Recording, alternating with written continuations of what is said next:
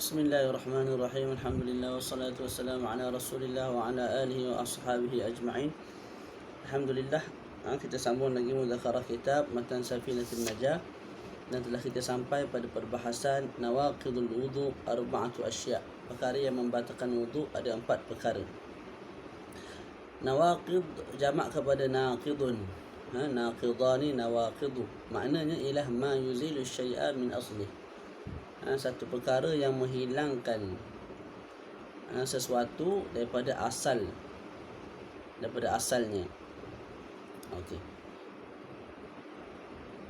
Cuma yang dimaksudkan dengan an-nawaqid di sini ialah sebab-sebab yang menyebabkan berakhirnya wudu ataupun sebab-sebab yang menyebabkan batalnya wudu. Bukan makna asal bagi nawaqid pada sudut luar. Kita sebut makna naqidul wudu, nawaqidul wudu. Pada sudut bahasa, naqidun bermakna ma yuzilu syai'a min aslih. Satu perkara yang menghilangkan sesuatu daripada asalnya. Kalau kita ambil makna asal ini, akan menyebabkan muskilah. Akan menyebabkan muskilah yang berlagu mana. Contoh, saya berwuduk. Bila saya berwuduk, saya sembahyang. Bila selesai sembahyang, saya terkentut. Terkentut tu dianggap sebagai naqidun. Naqidun bermakna ma yuzilu syai'a min aslih, satu perkara yang menghilangkan sesuatu daripada asalnya. Jadinya kentut itu tak menghilangkan wuduk daripada asalnya. Maknanya bila kita kentut, wuduk kita terbatal. Wuduk kita yang sekarang terbatal, yang daripada asalnya, iaitu mula-mula kita berwuduk tadi terbatal juga. Bila wuduk yang mula-mula tadi terbatal, maka sembahyang yang kita kerjakan disebabkan kita berwuduk sebelum itu juga terbatal. Jadi makna naqidun kat sini bukan pada sudut bahasa, tapi makna naqidun ialah perkara-perkara yang membatalkan wuduk. Ada 4. Yang pertama, al-khariju min hadis sabilain min qubulin aw duburin rihun aw ghairuhu illa al-maniyah. Yang pertama, keluarnya sesuatu daripada 2 jalan, depan ataupun belakang, kubul ataupun dubur, sama ada yang keluar itu angin ataupun selain daripada angin, kecuali air mani. Jadi itu yang pertama, keluarnya sesuatu daripada kubul, manusia yang hidup. Kalau mati, kita wudukkan dia, tiba-tiba dia keluar lagi, sakit baki air kencing dia, wuduk tidak terbatal. Kita basuh terus boleh tanam lah. Tak perlu kita wuduk kali kedua si mayat tu. Dia batal wuduk kalau keluar air kencing, keluar tahi ikut belakang, itu bagi orang yang hidup. Tak. Okey, sama ada yang keluar itu benda yang biasa keluar, contohnya air kencing, angin, najis, ataupun cecair, orang panggil keputihan, tak? Keputihan bagi perempuan.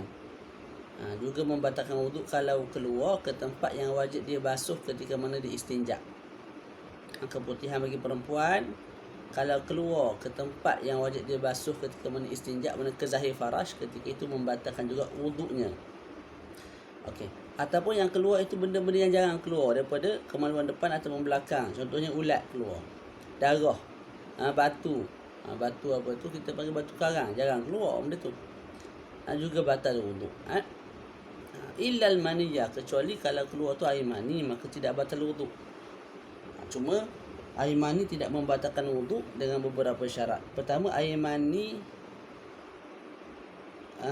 al-syakhs al-kharija min awwali marratin alladhi lam yakhtalit bimani ghairihi fa innahu ghairu naqidin lil wudu' bal mujibun lil wusli.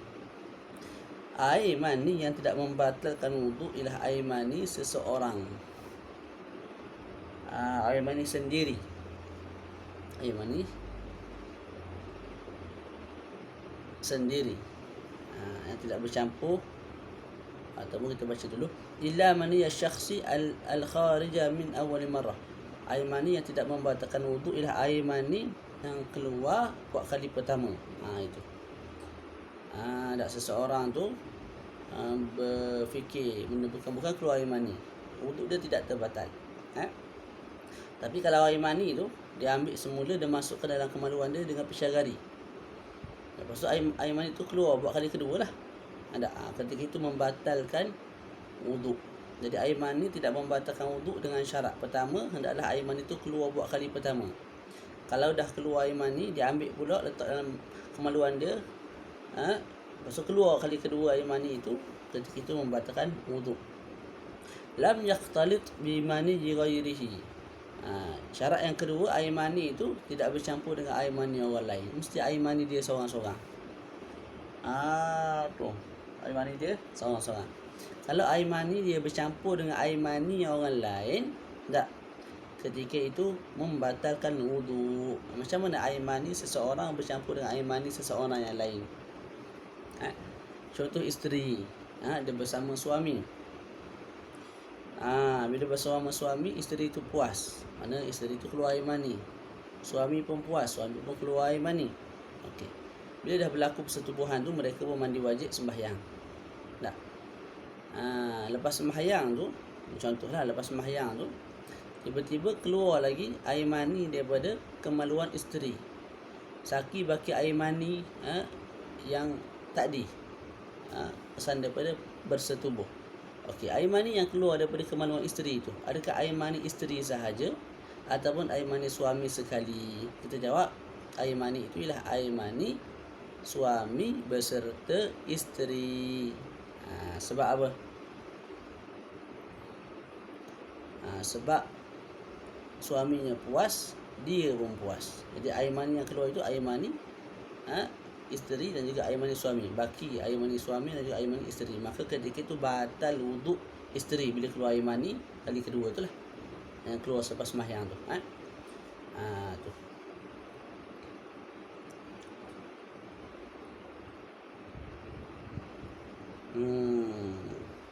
Boleh? Okey.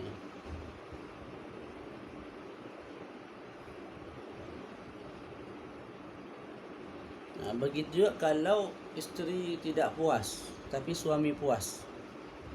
Bersama dengan suami puas. Mana tak pakai kondom lah. Mana lepaskan di dalam. Isteri tidak puas. Yang mana isteri tak keluar air mani. Okey. Lepas bersetubuh mandi, lepas mandi ambil wuduk sembahyang. Lepas sembahyang itu tak ataupun sebelum sembahyang ikutlah. Tiba-tiba isteri keluar saki baki air mani daripada kemaluan dia. Air mani siapa yang keluar tu? Itu air mani suami sahaja. Sebab apa? Sebab isteri tidak puas. Batal tak wuduk isteri sebab keluar air mani suami? Batal. Sebab apa? Bukan air mani dia sahaja. Nak tidak batal wuduk, syaratnya mesti keluar air mani, dan air mani itu mesti air mani isteri sahaja.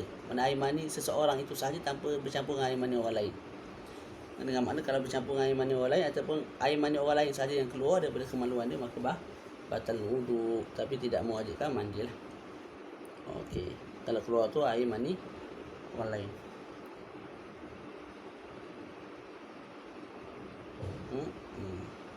Boleh tak? Mana tadi?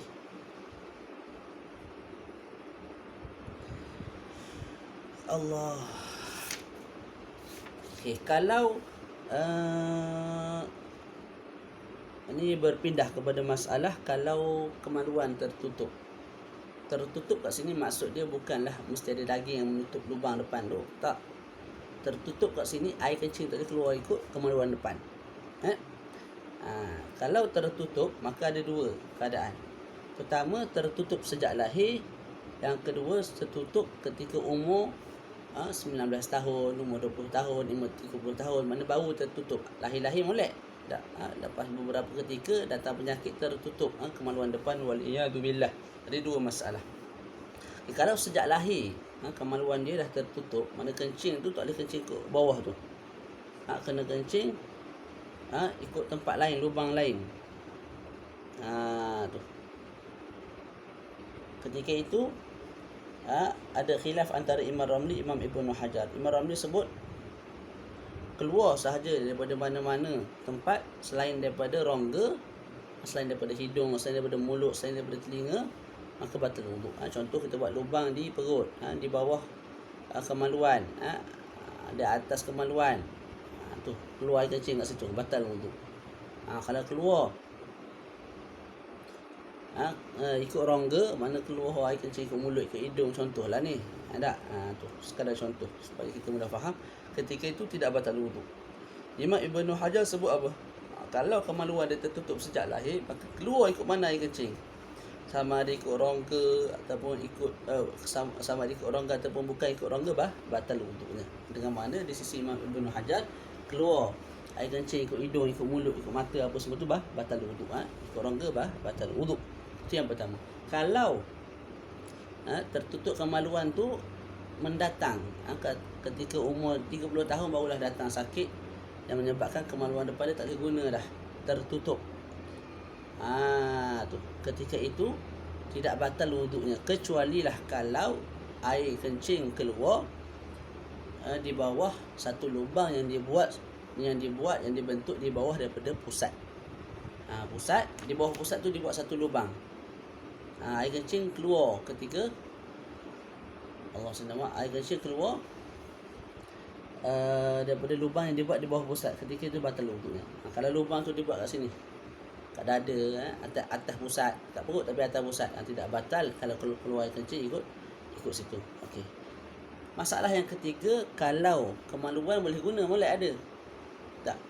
Lepas tu doktor buat lubang lain dekat tepi kat tepi kemaluan, contohnya dekat perut.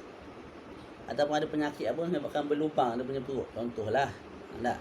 Tu kena pergi kepada doktor pakar apa semualah tu. Ni contoh supaya kita mudah faham sahaja. Walaupun tidak kena dengan realiti.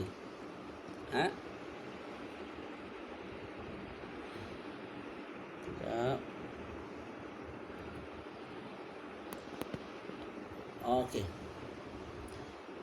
Tadinya lubang kemaluan bawah, okey, molek. Boleh guna, keluar kencing molek ada. Lepas tu ada air kencing keluar ikut mulut ke, ikut lubang yang ada dekat tepi perut ke, ketika itu kita sebut kalau keluar air kencing selain daripada kemaluan depan, kemaluan asal, maka tidak batal. Sebab bila yang asal okey, maka kita ambil tiba dengan yang asal. Keluar ikut tu batal, tak keluar ikut tu tak batal. Lepas tu keluar ikut lain tu tak batal langsung. Sebab apa? Yang asal masih okey dan elok, boleh digunakan. Okay, perkara yang kedua yang membatalkan wuduk ialah zawalul aqli binaumin aw ghairih. Hilangnya akal disebabkan tidur ataupun selain daripada tidur. Akal pada sudut bahasa bermakna al-manna', menghalang, penghalang. Sebab tu dikatakan mereka yang tidak menghalang diri daripada buat dosa-dosa besar, buat perkara-perkara yang buruk, dianggap sebagai orang yang ghairu aqil, tidak berakal.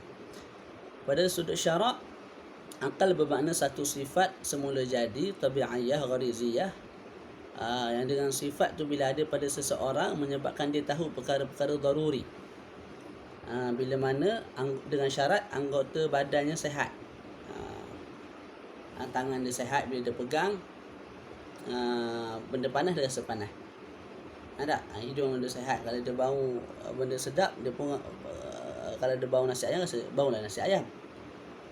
Itu tanda dia tu berakal lah tu. Itu kesan daripada akan satu sifat ghariziyah yang semula jadi, yang terbauha, yang kesan daripada sifat ghariziyah itu semula jadi itu menyebabkan dia tu tahu perkara-perkara yang daruriyat, perkara-perkara yang asasi. Dengan syarat alat-alat dia, iaitu 5 anggota yang zahir itu, hidung, mulut, mata, telinga, tangan, rasa, ketika itu sihat. Syaratnya selesai. Jadi kalau hilang akal dengan cara tidur, maka batal kita punya wuduk. Ataupun dengan cara gila, ataupun dengan cara tidur tu semua orang faham lah. Ataupun dengan cara gila ni satu penyakit yang menghilangkan perasaan daripada hati, tapi kekuatan badan masih ada. Sebab tu kalau orang gila kita ajak dia bergaduh, kita kalah. Kekuatan badan dia masih ada, cuma perasaan dalam hati dah tak ada. Dia remak, orang tu pensan. Apa dia pensan? Sakit yang menghilangkan perasaan daripada hati. Dalam masa sama anggota badannya lemah. Orang pensan lemah badan dia tu. Kita sepak tajam dia tak sedar, dia tak boleh balai balik sebab dia memang tak sedar dah. Dia pensan.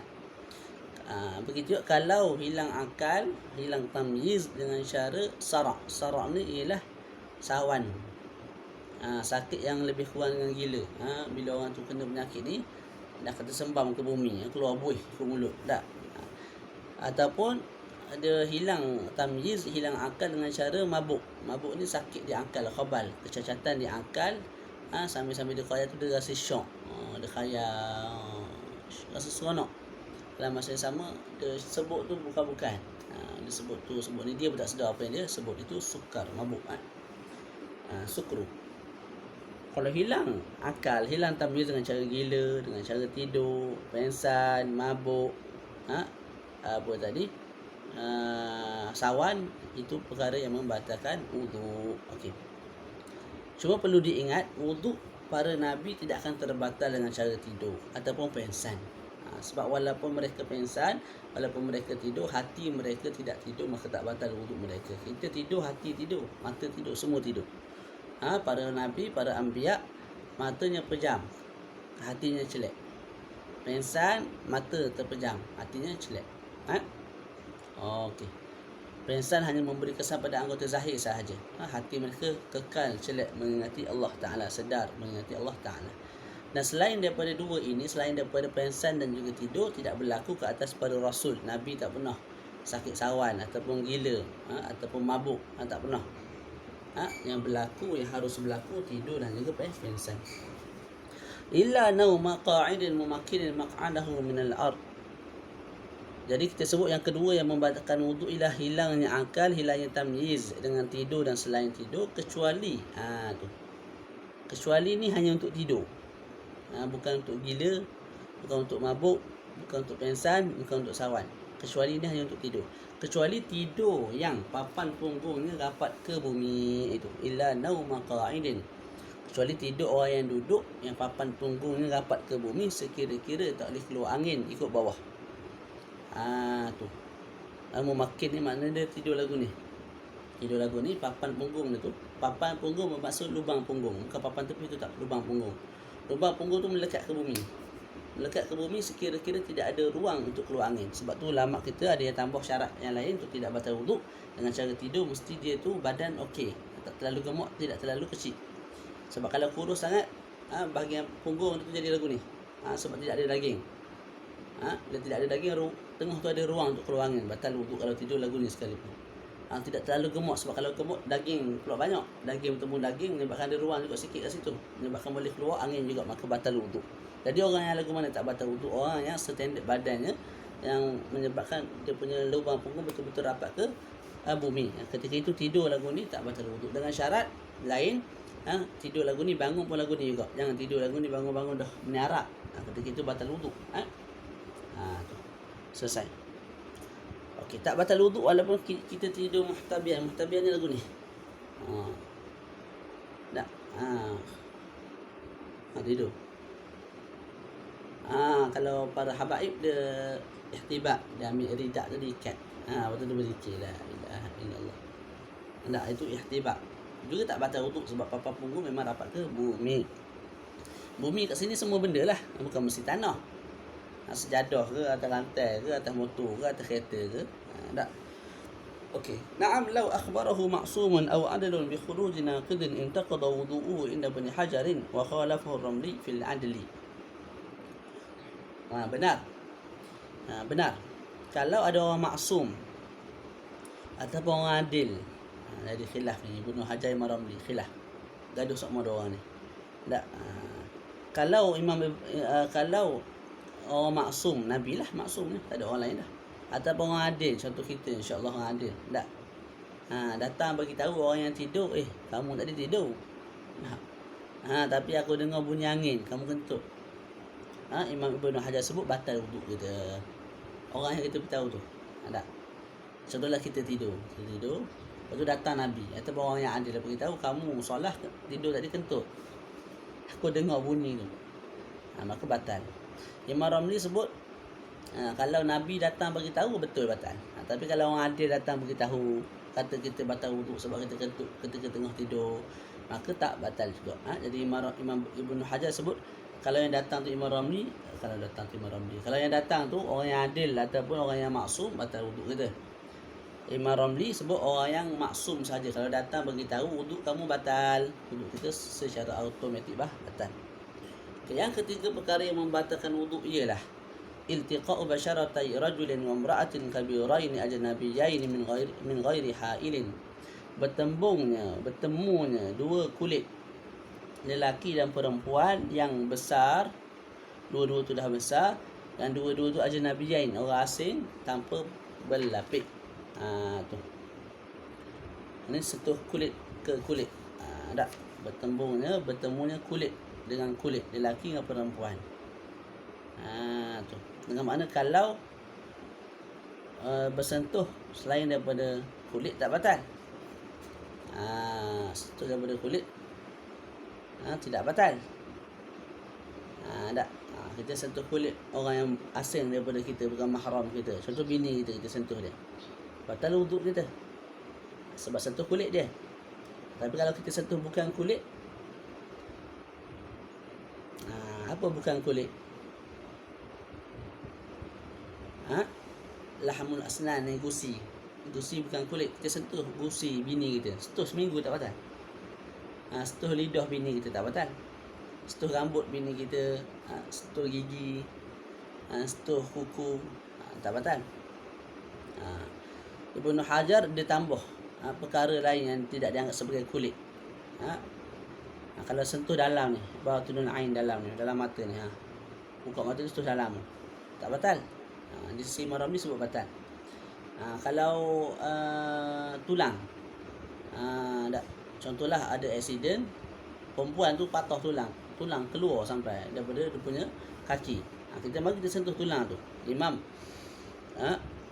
Ibnu Hajar sebut tak batal, Imam Ramli sebut batal. Jadi dalam mata dan juga tulang yang terzahir itu khilaf. Imam Ibnu Hajar sebut itu kalau sentuh tak batal, Imam Ramli sebut batal. Jadi nak batal mesti sentuh kulit. Sentuh kulit lelaki, sentuh kulit lelaki, sentuh kulit perempuan. Yang orang asing lah. Kalau lelaki sentuh kulit lelaki tak batal. Walaupun dengan syahwat, kita sentuh kulit kawan kita dengan syahwat, hukum dia berdosa, tapi tak batal wuduk. Ataupun perempuan sentuh perempuan, dia tu lesbian, sentuh tak batal, walaupun dengan syahwat tak batal. Tapi berdosa lah sebab lesbian tu, sebab dengan syahwat tu. Jadi mesti sentuh kulit lelaki dengan perempuan. Laki-laki tak batal, perempuan-perempuan pun tidak batal. Lepas tu mesti kulit ke kulit. Kalau sentuh selain daripada kulit tidak batal. Cuma perlu diingatlah, tidak batal satu perkara, berdosa satu perkara yang lain. Contoh ada kakak kedai runcit, comel contohlah, kita pun pergi kakak sentuh tangan sikit, tak batal wuduk kakak. Bukan sentuh tangan, sentuh rambut sikit kakak, tak batal wuduk saya kakak, saya baru belajar Ustaz Solah Hajar dalam kitab Matan Safinatul Najah. Dia memang tak batal, tapi berdosa. Sebab itu orang yang bukan mahram nak sentuh nikah, nak sentuh apa? Nikah lah, semua benda boleh sentuh. Susah sangat. Nikah. Iltiqa basyaratai rajulin wa imra'atin, bertemunya kulit lelaki dan perempuan yang besar. Dua-dua tu mesti besar. Besar lagu mana ustaz? Besar badan ke besar benda ni? Besar benda. Besar kat sini maksud dia apa? Lelaki dan perempuan tu mesti besar. Humal ladzani balagha hadda syahwah urfan inda arbab at-tiba'is salimah. Lelaki dan perempuan yang bersentuhan tu nak batal wuduk mesti besar. Apa besar? Mereka dah sampai satu umur yang menyebabkan sampainya had syahwat. Maknanya mereka dah sampai satu umur yang umur tu mewujudkan syahwat dalam jiwa mereka. Semula. Besar kat sini maksud dia humal ladzani balagha hadda syahwah urfan. Mereka dah sampai satu umur yang kalau orang yang sehat, tabiat yang sehat, tengok mereka rasa bersyahwat, begitu. Contohlah kita tengok orang umur 17 tahun. Tak, perempuan 17 tahun. Tengok dia, tak rasa syahwat ke? Syahwat sini kalau lelaki kemaluan dia naik, kalau perempuan rasa kecenderungan hati. Tak, kita tengok perempuan umur 17 rasa naik juga dah. Begitu juga kalau perempuan tengok lelaki handsome macam saya ni, dah umur 20, contoh umur 28, 27 dah. Yang rasa jugalah. Tu. Rasa kecenderungan hati tu. Ketika itu kalau sentuh batal. Jadi seseorang tu dah sampai umur yang kalau orang lain tengok, orang lain nak ke dia. Nak tu maksud apa? Bersyahwat. Bersyahwat tu lagu mana? Lelaki kemaluan dia naik. Kalau perempuan ada kecenderungan dalam hati, rasa nak bersama, rasa nak sentuh. Dan dia bukan dikira dengan umur, dikira dengan tubuh badan. Boleh jadi di Mesir sana, budak umur 10 tahun perempuan, dah besar badan, mana comel molek dah lah. Sebab makannya, faktor-faktor, banyak faktor lah. Jadi kita tengok, rasa geram dah, contoh dah. Rasa syahwat tu naik, kemaluan tu naik. Ketika itu batal wuduk kalau kita sentuh dia. Tapi kalau kita kembali ke Malaysia, budak di Malaysia ni umur 10 tahun, bukan tahu benda ke tak. Kadang-kadang hinguh, meleleh lagi. Kita tengok, ya Allah, MC awala, apa tu, kita pun tak ada roh, tak ada mood, tak ada nafsu tengok. Jadi sentuh perempuan 10 tahun di Malaysia batal. Sentuh perempuan umur 10 tahun di Malaysia tidak batal. Jadi apa yang kita tengah ni menyebabkan kita tahu, kita sentuh anak kawan kita yang umur 3 tahun, 2 tahun, setahun, tak batal wuduk. Tak batal wuduk. Tu. Okey. Ajnabiyain, syarat lain nak batal mesti dua-dua lelaki dan perempuan itu ajnabi, orang asing. Kalau ada mahram dengan kita. Mahram sama ada dengan nasab, mak kita, kakak kita, adik perempuan kita, tak batal. Mak saudara kita, mak saudara kita, tak batal sebab nasab. Ataupun sebab radha. Perempuan tu susukan kita cukup 5 kali susu, 5 kali susu walaupun tidak kenyang, tak, kita sentuh dia tak batal sebab dah jadi ibu susuan kita. Kita sentuh anak dia, tak batal sebab dah jadi adik susuan kita, adik-beradik susuan kita, tak batal. Ataupun disebabkan musaharah, saya berkahwin dengan isteri saya, mak mentua saya tu, dah jadi apa, mahram saya sentuh dia sebulan, tak batal. Walaupun suami isteri bercerai dah, walaupun talak 1000, tak batal. Kita sentuh mak mentua kita, mak mentua haram kepada kita sampai kiamat, sampai bila-bila. Jadi mesti orang asing. Isteri kita orang asing tak? Orang asing lah, sebab tu kita boleh berkahwin dengan dia. Kalau dia tu tidak orang asing, tak boleh kita kahwin dengan dia. Kalau dia mahram kita macam mak kita, boleh kita kahwin dengan dia. Kalau dia tu ibu susuan kita, boleh kahwin dengan dia, tak boleh. Jadi orang isteri kita tu, bini dia tu orang asing bagi kita. Mahram kita tak, bukan mahram kita. Tapi halal lah bagi kita. Siapa sebut halal? Allah Ta'ala subhanahu. Tak. Jangan salah faham. Isteri kita bukan mahram dengan kita. Bukan mahram dengan kita. Ataupun mahram dengan makna yang lain lah. Bukan mahram dengan makna tak batal wuduk. Okey. Selesai kat situ. Okay. Jadi kita sebut mesti perkara yang ketiga yang membatalkan wuduk ialah bersentuhan antara kulit lelaki dan perempuan yang dua-dua tu dah besar, dengan makna yang kita telah terangkan. Yang dua-dua tu ajnabi, orang asing tanpa pelapik. Kalau dengan berlapik tak batal lah. Walaupun lapik tu nipis tak batal. Tapi kalau kita pegang berlapik dengan syahwat, hukumnya haram. Tanpa syahwat pun hukumnya kita sebut haram. Takut menyumbang kepada perkara yang lebih teruk lah. Okey. Di bahagian menyentuh kulit ke kulit ni, yang batal yang menyentuh dan yang disentuh. Sama ada kita sentuh budak kecil, kita batal. Dia pun kalau ada wuduk batal juga. Ataupun kita sentuh orang tua dah cetong umur 90 dah, perempuan, batal wuduk kita. Perempuan sentuh lelaki umur 90 tahun, batal wuduk. Kalau kita dipaksa sentuh perempuan, batal wuduk juga. Kita batal yang dipaksa, yang disentuh pun batal. Kita sentuh si mayat, wuduk kita batal, si mayat tak batal lah. Tak perlu wuduk kali kedua si mayat tu. Walaupun tangan kita ketika mana sentuh tu koma ataupun stroke, tak boleh bergerak, jam. Kita sentuh kulit perempuan pun jam juga, dua-dua jam lah, dua-dua batal wuduk. Begitu. Okay, kalau kita jumpa anggota yang terpisah daripada badan, batal ke tak? Imam Ibn Hajar sebut batal kalau anggota itu lebih daripada separuh. Lebih daripada separuh, contohnya ni tangan. Tak. Ni tangan. Tangan ni lebih daripada separuh. Tangan tu pun sebenarnya maknanya berbeza-beza. Dia sebutlah tangan pada sudut syarak daripada sini sampai ke siku lah, dalam bab wuduk. Kalau terpisah daripada tangan perempuan dan lebih daripada separuh tangan tu, Tak, disentuh batal.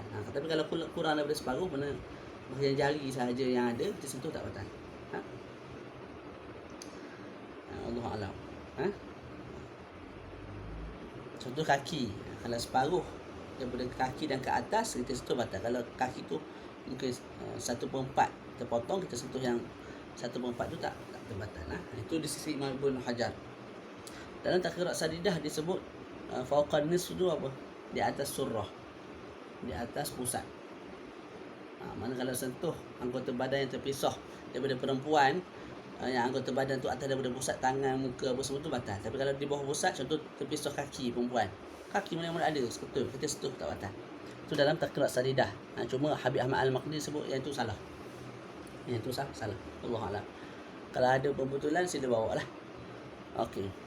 Imam Ramli sebut Imam Ramli dia tidak ambil iktibar sama ada lebih separuh ke anggota badan tu ataupun tidak. Yang penting kamu namakan itu sebagai tangan. Tangan tu 1/4 ke, 2/4 ke, 3/4 ke, 4/4 ke. Kalau kamu namakan itu tangan, batal. Mana selagi mana ada nama. Tak. Contoh ni terpisah, kita panggil tangan, sentuh batal. Sebab nama dia tangan perempuan. Tapi kalau tangan dia ambil di mesin. Tak. Mesin buat apa? Tu. Apa daging hancur, buat burger. Waktu tu orang tak panggil tangan dah, kita panggil daging hancur. Waktu tu kalau sentuh tak batal. Tapi kalau dipanggil tangan lagi batal. Okey, kalau ada orang adil datang bagi tahu kita. Orang adil bagi tahu kamu tadi sentuh perempuan. Jadi tak sedar, tak perasan. Kalau tak perasan tak batal, sebab nak batal mesti yakin sentuh. Kalau syak tak batal. Tapi kalau orang adil datang bagi tahu kamu tadi sentuh perempuan, aku nampak. Imam Ibn Hajar sebut batal, Imam Ramli sebut tak batal juga. Mesti yakin, sungguh-sungguh kamu yakin. Kalau orang adil bagi tahu kamu sendiri syak, tak batal. Imam Ibn Hajar sebut apa? Kalau orang adil bagi tahu, batal lah. Orang adil beritahu kamu sentuh perempuan, maka batal. Okay, yang keempat, yang terakhir, perkara yang membatalkan wudu ialah mas.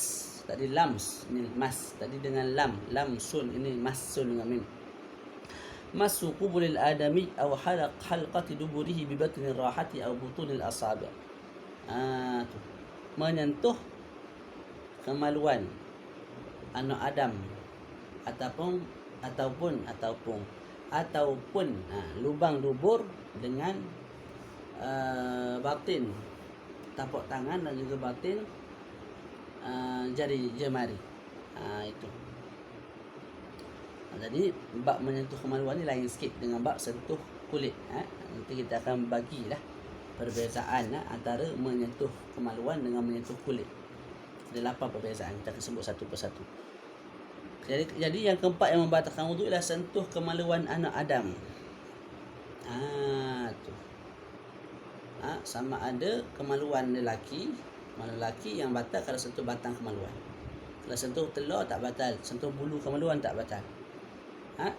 Tu perempuan sentuh kemaluan perempuan lah batal. Ataupun lubang dubur. Lubang dubur maksudnya apa? Tempat yang keluar tahi tu. Yang berkemut-kemut sikit tu. Tempat yang bertembung antara panggil apa multaqal manfaz. Tempat berkumpulnya lubang. Sayyidina Muhammad. Inilah ni. Ni punggung kita tak macam tu. Ni lubang ni. Ni lubang ni. Satu bahagian lubang ni batal. Tempat keluar tahi tu. Najis tu. Kalau kita sentuh bahagian ni, bahagian apa? Papan punggung. Sentuh 3 minggu tak batal. Garu papan punggung tak batal. Yang batal kalau sentuh lubang punggung. Itu pun kalau luar lah. Kalau lubang punggung tu kita buka lubang punggung, kita masukkan tangan, sentuh bahagian dalam tak batal.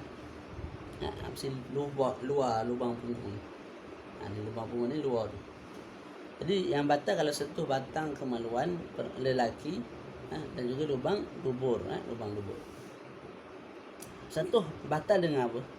Kemudian disebut basu kubul Adam ni, sentuh kemaluan anak Adam. Kalau kita sentuh kemaluan binatang tak batal. Kalau tak silap sunat berwuduk. Mungkin ada pendapat yang kata batal lah. Nak raikan pendapat tu, kita sunat berwuduk dalam mazhab kita. Wallahu a'lam. Tapi tak batal, tak batal. Okey. Nak batal tu pula mesti sentuh dengan apa? Bibatunir rahah, dengan ni. Batin. Itu dengan batin tapak tangan ataupun batin jari jemari. Nak tahu batin lagu mana? Kita ambil dua tangan, kita tekak lagu ni. Tekan sikit. Yang tekan kuat sangat, tekan sikit. Apa yang bertemu antara satu sama lain itu kita panggil batin. Tu. Ini yang bertemu dengan yang ni. Itu kita panggil batin. Yang tidak bertemu antara satu sama lain kita panggil bukan batin, zahir lah. Itu tak batal. Tepi-tepi ni tak bertemu dengan tepi yang ni. Tepi ni tak bertemu dengan tepi yang ni. Ni yang kat sini. Kat sini ni. Melubang ni. Juga tak kena yang bahagian lubang bawah ni. Tak batal lah. Jadi kalau di kemaluan sentuh lagu ni batal. Tak. Kalau sentuh lagu ni ke tepi, ni tak batal. Ni tak batal. Kalau sentuh lagu ni tak batal juga. Tu. Sentuh lagu ni belakang tak batal juga. Begini, Bagi ibu jari kita buat lagu ni. Ibu jari lain sikit kita ambil, dua kita buat lagu ni. Apa yang bersentuhan di tu tak lagu ni. Itulah dia panggil batin bagi asabi'. Itu kalau kita sentuh kemaluan lagu ni batal. Kalau lagu ni tak batal. Kalau tepi tak batal. Tepi-tepi ni tak batal. Tepi-tepi ni tak batal.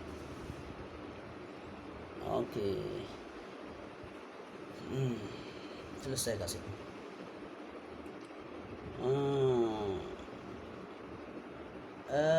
Bab menyentuh kemaluan, yang batal hanya yang menyentuh.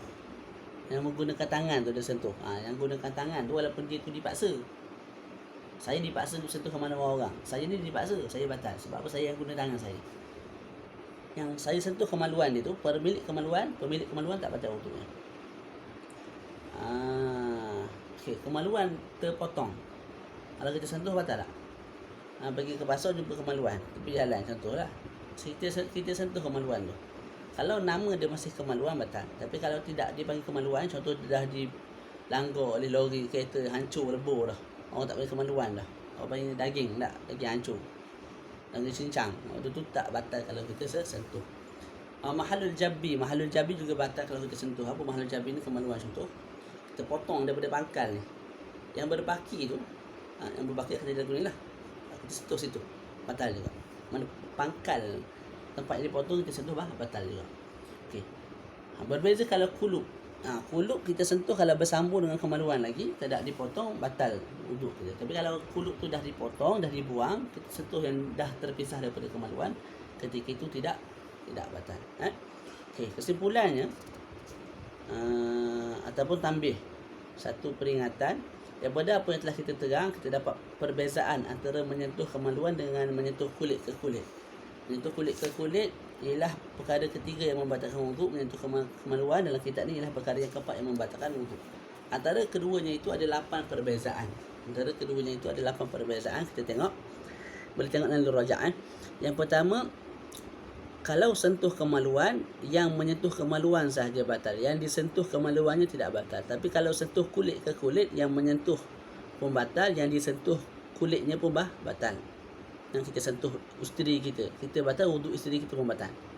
Yang kita sentuh kemaluan seseorang, anak kita contoh, kita batal. Wuduk anak kita tidak batal.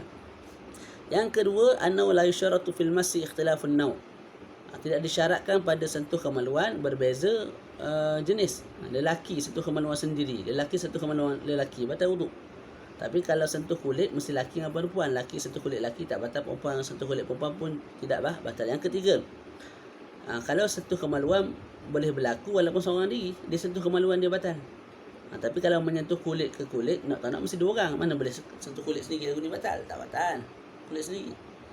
Tapi kalau sentuh kemaluan sendiri batal. Jadi nak sentuh kulit ke kulit mesti ada dua orang paling tidak. Kalau nak sentuh kemaluan seorang diri pun boleh, sebab sentuh kemaluan sendiri juga batal. Yang keempat, pada bab menyentuh kemaluan batal mesti dengan ni, sentuh dengan bawah ni, tapak tangan, tapak jari. Sentuh atas tak batal, sentuh lagu ni tak batal, sentuh dengan kaki tak batal. Tapi kalau sentuh kulit ke kulit, sentuhlah. Kita sentuh kulit bini kita lagu ni, kita sentuh lagu ni, sentuh dengan kepala, sentuh dengan dahi, sentuh dengan telinga, sentuh dengan perut, batal belaka.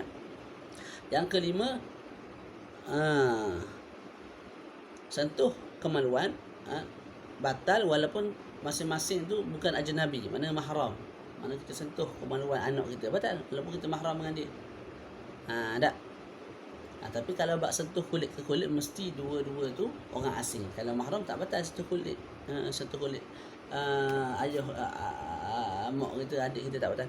Yang keenam, sentuh kemaluan yang terpisah, batal kalau ada nama lagi. Tak. Kita sentuh kemaluan yang terpisah masih batal. Kita sentuh kemaluan tu kalau ada nama, orang panggil kemaluan. Kalau orang panggil daging, cincang, tak batal lah. Berbeza kalau sentuh anggota yang terpisah. Kalau sentuh anggota terpisah ada khilaf. Jadi sentuh kemaluan tak ada khilaf. Kalau kemaluan terpisah batal kalau ada nama. Kalau ada nama, kalau kekal namanya kemaluan. Tapi kalau sentuh anggota badan yang terpisah, ketika itu ada khilaf antara Imam Ibnu Hajar, Imam Ramli. Imam Ibnu Hajar sebut kalau anggota badan tu lebih separuh batal. Kalau Imam Ramli dia kata apa? Kalau anggota itu ditamakan sebagai tangan lagi, kaki lagi, muka lagi, maka batal. Kalau tidak ada nama dah, maka tidak batal. Tadi yang kena ni perbezaan hanya pada sudut khilaf. Yang ketujuh, ikhtisasul mas bil farji. Kalau mas hanya untuk kemaluan. Tapi kalau lams, sentuh, ikutlah sentuh tangan, kulit di tangan batal, sentuh kulit di peha batal, sentuh kulit di muka batal, sentuh mana-mana kulit daripada mana-mana anggota batal. Tapi kalau kemaluan, sentuh kemaluan ialah batal. Itu beza dia. Yang ke-8 yang terakhir, pada mas, sentuh kemaluan tidak semestinya, tidak disyaratkan untuk batal dah sampai had syahwat. Mana kita kecil, dia kecil. Dua-dua tu kalau orang lain tengok kita, orang lain tidak bernafsu. Jadi dua-dua tu kecil. Dua-dua tu saling sentuh menyentuh kemaluan, batal dua-dua tu. Tak. Tu ataupun kita sentuh anak kita yang belum bersyahwat. Mana kalau kita tengok anak kita rasa tak ada syahwat langsung. Tak, orang lain tengok anak kita pun tidak rasa syahwat langsung, kecil sangat lagi. Kita tolong basuh berak dia, kita sentuh kemaluan dia, batal. Jadi tidak diukur dengan syahwat ataupun tidak syahwat. Tidak diukur dengan sampai yang mereka umur yang kalau orang lain tengok orang lain bersyahwat pada dia.